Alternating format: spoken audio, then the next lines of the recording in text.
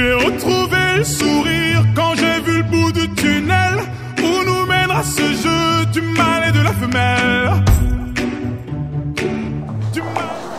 Bonjour à tous. C'est vraiment un moment spécial pour moi depuis mon arrivée à l'aéroport. Déjà l'accueil que les gens m'ont fait, c'était quelque chose, je m'y attendais pas du tout. Je suis chez moi, donc il y a beaucoup de sentiments qui se mélangent, quoi. C'est vraiment, je tenais à remercier le peuple congolais, tous ces gens qui me soutiennent, tous ces gens qui font que je suis là aujourd'hui, parce que c'est avec l'amour de ces gens-là que je suis là aujourd'hui. C'est des gens que je ne connais pas. Moi, je fais de la musique dans mon coin. J'ai commencé comme plein d'artistes, congolais, mais voilà, c'est moi qui, c'est tombé sur moi, quoi. Ça aurait pu être quelqu'un d'autre, donc ça, j'en suis vraiment conscient et je suis reconnaissant. Je suis très reconnaissant. Donc merci au peuple congolais, merci à tous les Congolais qui me soutiennent depuis la section d'assaut, depuis mes débuts, et merci à vous, journalistes, qui relayez tout ça, parce que c'est un travail monstre aussi que vous faites. Sachant que je suis très rarement ici, que je ne viens pas souvent ici, je sais que vous faites un boulot très difficile, je sais que vous faites un boulot sérieux, et c'est le résultat de votre travail aussi. Si aujourd'hui je suis à ce niveau-là au Congo. Là, je prépare mon prochain album, qui va arriver normalement peut-être en mars, avril-mars. Tout ça, mon papa. En français, Tolinga. Bon, tout mélanger, hein, on va faire les deux. Peut-être qu'on a aussi la complément d'Alinga, papa en français. Merci. Et ça qui est prévu, de toute façon. La section d'assaut au bandit depuis 2006. Ça fait longtemps qu'on fait de la musique. C'est seulement en 2009-2010, explosion et succès dans Poto, dans Europe. Voilà. Donc tout ça, l'album est belé, Tekami, tout ça. Mais un projet dans album solo. Parce qu'à la base, dans un artiste solo. Après tout ça, les sections d'assaut, tout ça. Donc qui c'était convenu comme ça. Qui boy. Papa, il n'a rien à voir dedans. Il faut savoir que à la base, moi j'avais demandé le Stade des Martyrs pour un concert gratuit à la base. Mais par rapport à la CAN, etc., le foot, ce n'était pas possible. J'ai toujours demandé un concert gratuit ici. Donc ensuite, il fallait quand même que le concert se fasse. Donc on a quand même organisé le concert. Je voulais en profiter pour reparler de ce fameux Stade des Martyrs que j'aimerais absolument refaire. Que je veux que ce concert se fasse, peut-être l'année prochaine, en fin d'année. Je tiens à ce que ce concert se fasse pour permettre à des gens qui n'ont pas les moyens justement de venir. Moi, je me retrouve dans ces gens-là aussi. Quand j'étais petit, moi j'étais un fan de Jackson. Je ne pouvais pas aller au concert de Jackson. J'étais un fan des rappeurs américains, je ne pouvais pas aller parce que je n'avais pas les moyens d'aller. Mais voilà, ce sont des choses, ce sont des réalités que les gens ne connaissent pas forcément. Il y a plein d'organisations, ça nécessite énormément de choses, ça nécessite des mobilisations, de déplacer des gens. C'est des choses que les gens ne peuvent pas comprendre. Et on n'est pas là non plus pour faire des explications d'une heure sur ça. Ça dépasse les gens, les petits, tous ça, ils ne peuvent pas comprendre ça. On va rentrer dans des sujets difficiles. Mais ce qu'il faut retenir, c'est que moi, je tiens à faire ce concert-là gratuit. Au Stade des Martyrs. J'y tiens. C'est un rêve, c'est quelque chose que j'ai envie de faire. Depuis que j'ai vu des concerts à l'ancienne de King Kester, tout ça, j'ai toujours vu ça. J'ai envie de faire ça à mon tour. Donc, on va faire ce concert gratuit pour le Congo. Ça, c'est juste une question de temps. Je comptais pas forcément en parler là tout de suite, mais j'ai ma fondation qui vient d'être terminée enfin. C'était un combat. Le nom de la fondation, c'est Mokili. Donc on va commencer le but à la base, c'était donner accès à l'eau potable un peu aux gens, etc. Parce que je connais la situation. Il faut savoir que l'eau, le manque d'eau ou l'eau sale, etc., c'est la première cause de mortalité infantile en Afrique, dans toute l'Afrique. On a un vrai problème d'eau. Et même dans le monde aujourd'hui, quand tu parles aux experts, etc., les gens savent qu'il n'y a plus d'eau en vérité sur la planète. Ça va être bientôt quelque chose. Les gens ne le réalisent pas encore. Mais c'est un drame, c'est un vrai drame. Il n'y a plus d'eau sur la planète. Et sans eau, il n'y a pas de vie. Donc, cette fondation, Mokili, elle est soutenue par pas mal d'artistes, pas mal de sportifs, etc., d'acteurs. Donc c'était pour sensibiliser les gens sur l'eau potable. Et aussi, moi mon projet, j'en parlais justement avec mes parents avant de venir ici, c'était de... Tout à l'heure on est passé à l'orphelinat, par exemple, on a vu les enfants, etc. Ce qu'ils font là-bas, c'est un boulot incroyable, c'est magnifique. Malheureusement, il y a tellement d'enfants encore dans les rues, etc.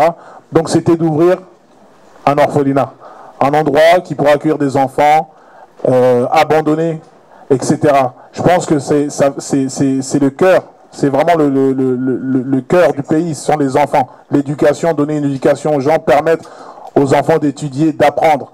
Parce que tout passe par la science, tout passe par l'apprentissage. Je pense que le pays a besoin de sciences, de savants, d'enseignants, de choses comme ça. Parce que tout passe par là. Sans enseignants, sans science, on ne peut pas construire le pays.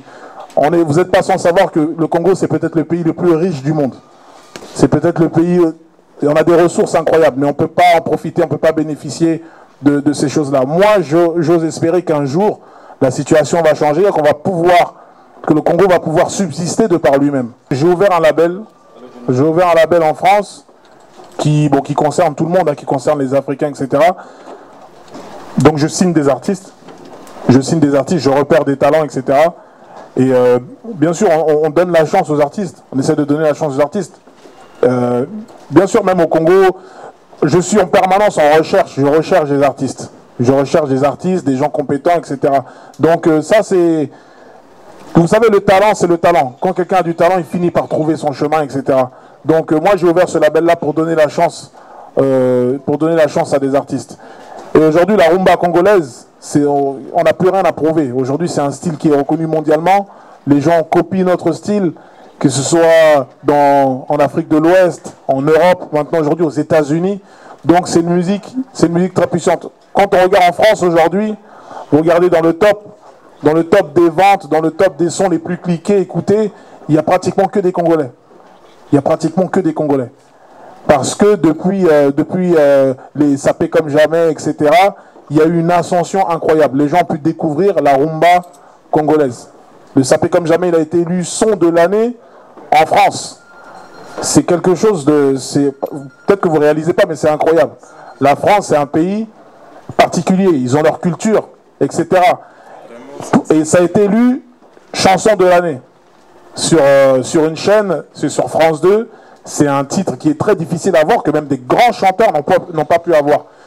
Donc ça a été un signal. Quand j'ai vu ça, j'ai vu que les portes étaient ouvertes. Donc je pense que les choses vont changer. Elles ont déjà commencé à changer. Gims, c'est mon grand frère qui m'a appelé comme ça, Sati. Je ne sais pas s'il est là, déjà. C'est lui. On aimait bien. Quand on est arrivé en France, on a découvert un peu la culture américaine, tout ça. Donc on regardait beaucoup de films. Et souvent on entendait des noms comme Gibbs, James, Gims. Donc on se donnait des noms comme ça, on s'amusait. Et moi c'était Gims. Donc ça sonnait un peu américain, on regardait des séries. C'est parti d'un jeu comme ça. Et le maître, justement, c'est en rapport un peu avec le Congo. Les Congolais, vous savez qu'il y a plein de maîtres ici. Maître un tel, maître Boé, maître Boé.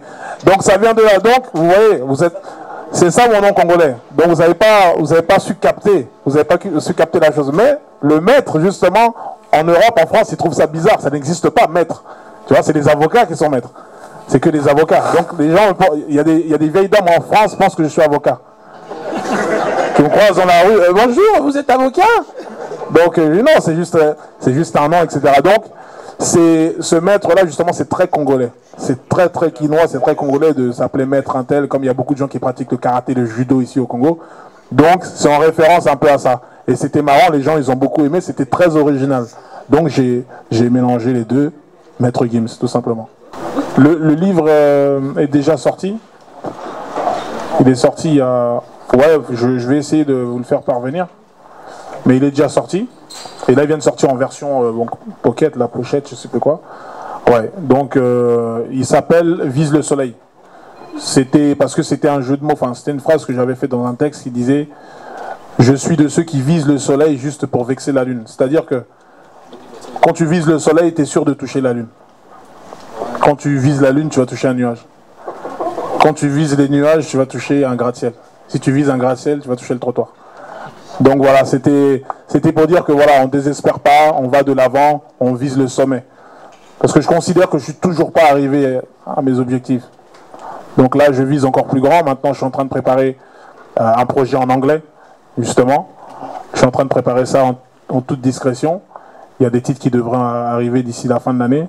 Donc, encore une fois, je prends un risque. C'est un nouveau challenge. Donc, l'idée maintenant, c'est d'arriver vraiment aux États-Unis d'Amérique, en Amérique latine, au Japon, en Australie, dans ces coins-là où je ne suis pas encore vraiment bien installé. Concernant le groupe, concernant le retour des rois, le retour des rois, Section d'Assaut est un groupe, avant tout, qui a signé chez Watibé. Section d'Assaut, avant tout, c'est un groupe qui a signé chez Watibé.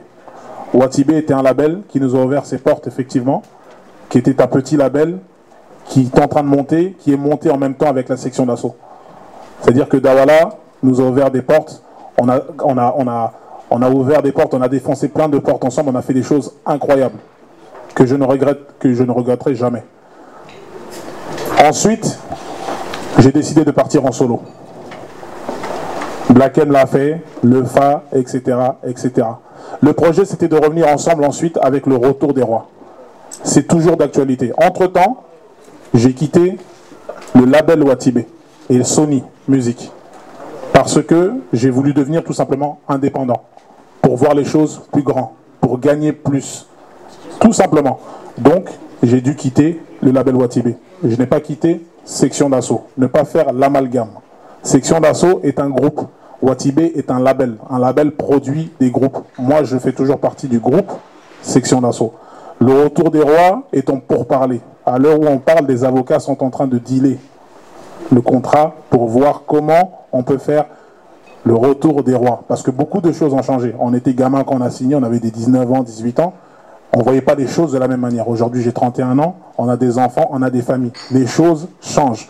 Donc les contrats doivent changer. Les choses sont différentes. Donc là, on est en train de voir comment refaire le retour des rois. On veut le refaire, les gens en ont besoin, les gens veulent revoir la Section d'Assaut. Donc, c'est juste une histoire de négociation entre avocats, entre maisons de disques, etc., etc. Donc, le retour des rois aura bel et bien lieu.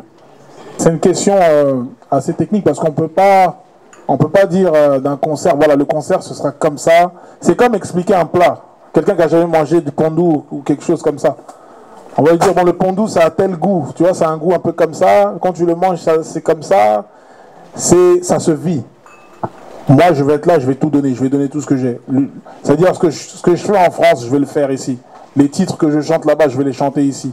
Je suis là en chair et en os. Je vais donner le meilleur de moi-même. Donc, c'est quelque chose qui se vit. Je ne peux pas vous expliquer la particularité du concert, comment ça sera, etc., etc. Tout ce que je sais, c'est que je vais faire le travail.